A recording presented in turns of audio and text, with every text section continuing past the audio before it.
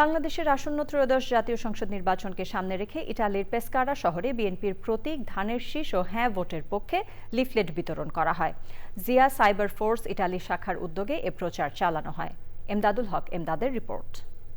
বন্ধু-বান্ধব সবাইকে এই নিউজটা জানাই দিবেন ধান শীষে ভোট দেওয়ার জন্য। জিয়া সাইবার ফোর্স ইতালি শাখার উদ্যোগে পেসকারা শহরে বিভিন্ন গুরুত্বপূর্ণ এলাকায় লিফলেট বিতরণ ও প্রচারমূলক কার্যক্রমের মাধ্যমে প্রবাসী বাংলাদেশিদের মধ্যে নির্বাচনী বার্তা পৌঁছে দেওয়া হয়। কর্মসূচিতে জিয়া সাইবার ফোর্সের যুগ্ম আহ্বায়ক মিজান হোসেন, মজলুমাজি, মিলন মিয়া, আমান কাজী, মোহাম্মদ দেলোয়ার, খান ফয়সাল, শাহ আলম, সোহাগ হাওলাদার ও জাহাঙ্গীর হোসেন সহ বিপুল সংখ্যক নেতাকর্মীরা অংশ নেয়।